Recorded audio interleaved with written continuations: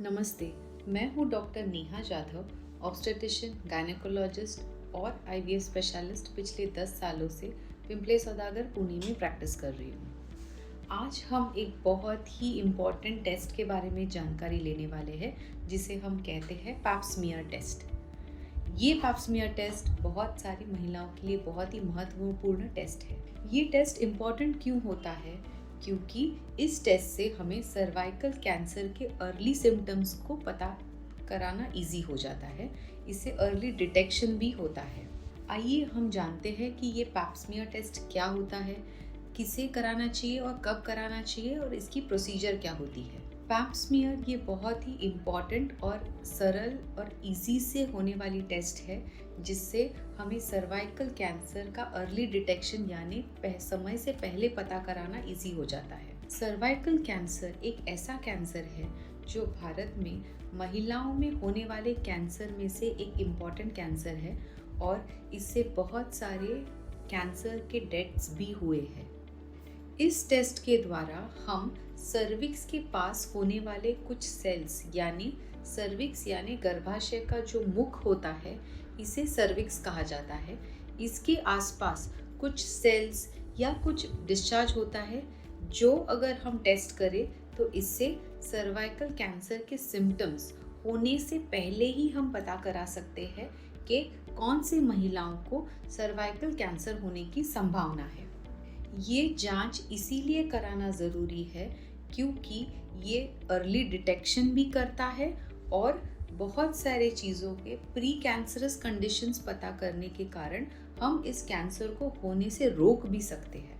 अब सवाल ये उठता है कि ये टेस्ट कब कराना चाहिए और किसे कराना चाहिए।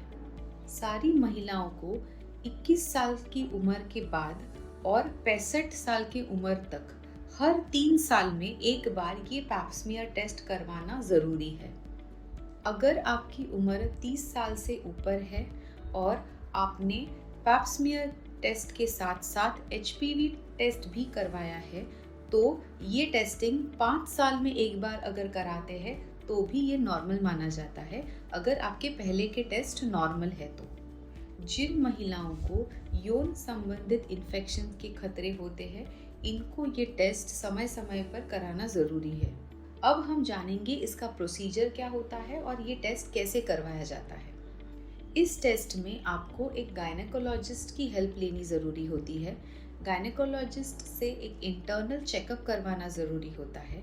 इस इंटरनल चेकअप में गायनेकोलॉजिस्ट एक स्पेक्यूलम के माध्यम से आपके सर्विक्स को एक्सपोज करते हैं और सर्विक्स को अच्छे से एग्जामिन करते हैं।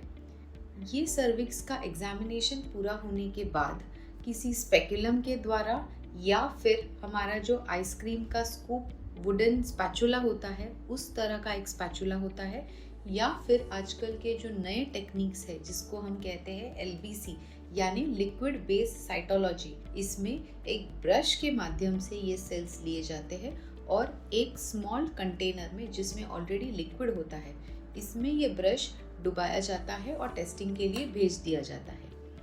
ये टेस्ट बहुत ही लेने में आसान है और इसे लेने में बिल्कुल ही दर्द नहीं होता और इस टेस्ट का रिपोर्ट आने में कम से कम 3 से 4 दिन लग जाते हैं।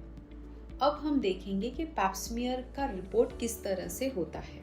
ये जो पैप स्मीयर का रिपोर्ट है, अगर ये नेगेटिव आता है यानी कि negative for any intra epithelial lesion और मैलिग्नेंसी, इसका मतलब होता है कि ये रिपोर्ट पूरी तरह से नॉर्मल है और अगली जांच आप 3 या 5 साल के बाद करवा सकते हो। अगर ये रिपोर्ट में कुछ असामान्यता आती है यानी कि कोई प्री कैंसरस लीजन आता है या फिर कोई इन्फेक्शन आता है, तो आपको तुरंत घबराने की कोई भी ज़रूरत नहीं है।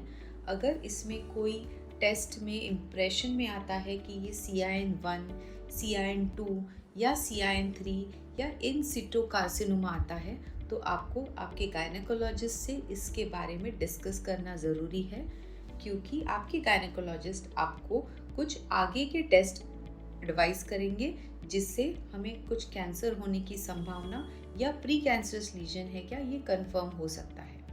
प्री कैंसरस या फिर कार्सिनोमा इन सिटू ऐसे अगर रिपोर्ट में आता है तो आगे के टेस्ट यानी कॉल्पोस्कोपी या फिर सर्वाइकल बायोप्सी लेना बहुत ज़रूरी है, ताकि हमें ये कंफर्म हो सके कि कहीं हमें सर्वाइकल कैंसर हुआ है या नहीं।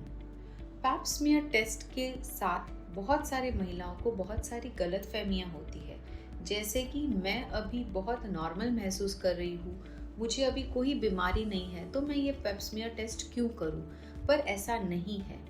अर्ली सर्वाइकल कैंसर जो होते हैं, इसमें कोई भी लक्षण नहीं होते, इसीलिए ये जो अर्ली डिटेक्शन होता है ये पैप स्मीयर टेस्ट के द्वारा ही किया जाता है, इसीलिए इसको प्लीज़ नज़रअंदाज ना करें।